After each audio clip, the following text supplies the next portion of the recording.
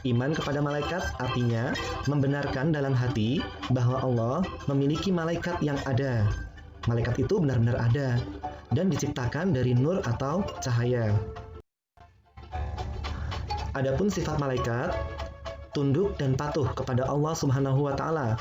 Apapun yang diperintahkan oleh Allah, pasti malaikat akan melaksanakannya. Yang kedua, tidak melanggar aturan Allah. Setiap aturan yang diberikan kepada malaikat pasti ditaati. Yang ketiga, malaikat melaksanakan apa yang ditugaskan kepada mereka. Ada malaikat yang ditugaskan untuk menurunkan hujan, dia akan selalu menurunkan hujan. Nah, kalau tidak ada hujan, apa yang dilakukan oleh malaikat tersebut? Malaikat tersebut akan bertasbih kepada Allah. Subhanallah, subhanallah, subhanallah. Terus, hingga nanti akan mendapat tugas yang baru dari Allah. Ada berapa sih jumlah malaikat? Allah menciptakan malaikat dengan jumlah yang tidak terhitung. Sangat banyak sekali. Tapi, dari sekian banyak malaikat, hanya ada 10 yang wajib kita ketahui. Apa saja nama malaikat itu? Yuk, coba kita pelajari bersama. 10 malaikat.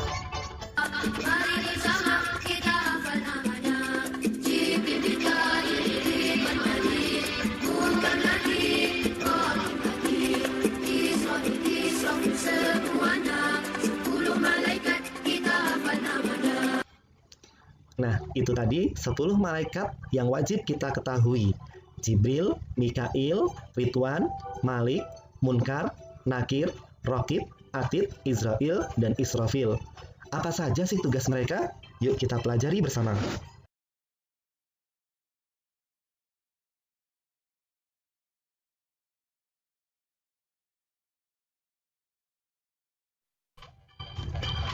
Tugas malaikat Jibril membawa wahyu kepada para nabi.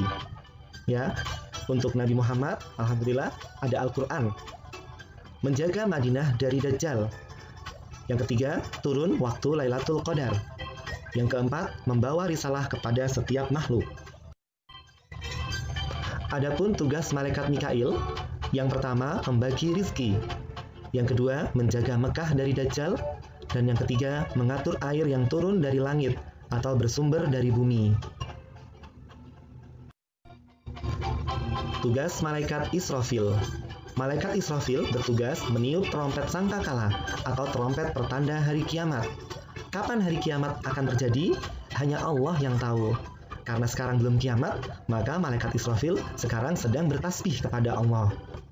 Oh ya anak-anak, gambar-gambar yang Pak Didas masukkan, ini hanyalah gambar ilustrasi, bukan gambar yang sebenarnya. Tugas malaikat Israel. Tugasnya adalah mencabut nyawa atau malaikat maut. Jadi, malaikat Israel juga biasa disebut malaikat maut. Tugas malaikat Munkar dan Nakir. Munkar dan Nakir adalah malaikat yang bertugas menanyai orang di alam kubur. Ada 6 pertanyaan yang nanti akan disampaikan. Adapun orang-orang yang beriman pasti bisa menjawab pertanyaan-pertanyaan ini. Siapa Tuhanmu? Allah Subhanahu wa Ta'ala. Siapa nabimu? Muhammad sallallahu alaihi wasallam. Apa agamamu? Islam. Apa kitabmu? Al-Qur'an. Di mana kiblatmu? Ka'bah. Siapa saudaramu? Umat muslim semuanya. Selanjutnya adalah tugas malaikat Raqib. Malaikat Raqib bertugas mencatat segala amal kebaikan. Oleh karena itu, sekecil apapun amal kebaikan yang kita lakukan, malaikat Raqib pasti mencatatnya. Adapun tugas malaikat Atid, yaitu mencatat segala amal buruk. Sekecil apapun amal keburukan, pasti akan dicatat oleh malaikat Atid. Misal, marah di dalam hati ataupun yang ditunjukkan, berbohong, sombong, atau durhaka kepada orang tua. Semua itu akan dicatat oleh malaikat Atid. Tugas malaikat Malik. Malaikat Malik bertugas menjaga neraka dan sebagai pemimpin malaikat yang bertugas di dalam neraka. Yang terakhir, tugas malaikat Ridwan. Malaikat Ridwan bertugas menjaga dan mengawasi surga serta menyambut semua hamba yang akan masuk ke dalam surga. Itu tadi tugas 10 malaikat yang wajib kita ketahui. Terakhir, hikmah beriman kepada malaikat.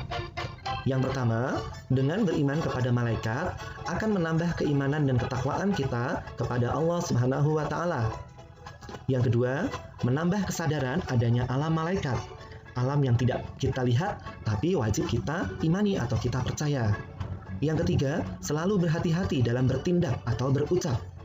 Kalau kita nanti melakukan keburukan, pasti akan dicatat oleh malaikat atid.